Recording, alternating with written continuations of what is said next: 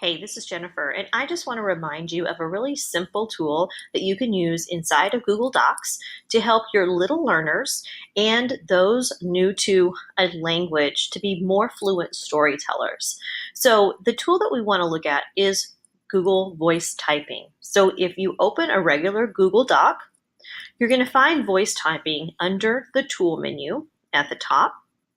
And it's going to be about halfway down. So I'm going to go ahead and click voice typing, and a little box pops up to the left-hand side. In order to use this tool, I need to click on the microphone to speak. So I'm going to click on the microphone. If this is the first time I've ever done it, it may ask me to allow the use of my microphone. So I'm going to allow that. I am so excited about going to the beach this summer. I hope to see dolphins and starfish. I want to swim in the ocean and eat hot dogs by the sand. And I hope I don't get sunburned or stung by a jellyfish.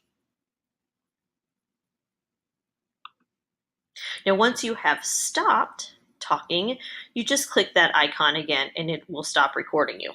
So clearly, you see, those are the words that I said. It didn't give me any punctuation, but it's really simple now that it's a Google Doc to go in and put that. Now, if I wanted punctuation, so with older students, you could have them punctuate as they go. An example of that would be if I try this again, and I'm going to try to do the same sentences, but give me some punctuation. I am so excited about going to the beach this summer, period.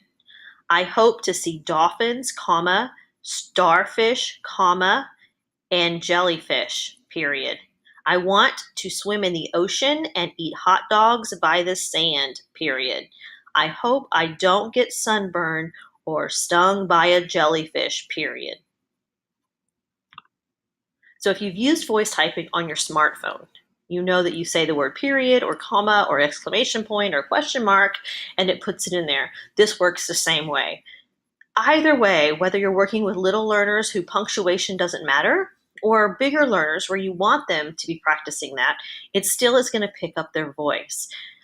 My experience with students, especially younger ones that are trying to be creative and tell a story, when they have to take their thoughts and put them into a paper in some kind, whether they're typing it or writing it, sometimes they lose the fluidity of the narration and the storytelling. So using a tool like this allows them to get those thoughts down, and then you can go back later and make the modifications that you need to. This could be considered their first draft. No punctuation, nothing. Just tell the story to the Google Doc, let it listen to you, and type out the words that you're saying. Another great feature of this, you'll notice that there's a drop down that says English. By default, it's going to listen for English. But if I'm working with students who are speaking in a different language, I can come down and find a language other than English. The district I work with has lots of students that are Spanish speakers. So they could also record in Spanish. I'm going to go ahead and start that.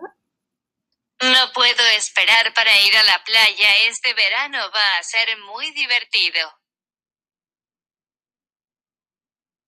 All right, so you'll see that it just listened to the Spanish speaker and did the exact same thing it did for me in English. It typed out what she said, but this time in Spanish. So with my little kids who are still learning the English language, that shouldn't be a stumbling block rather of them being able to tell their story in their native language.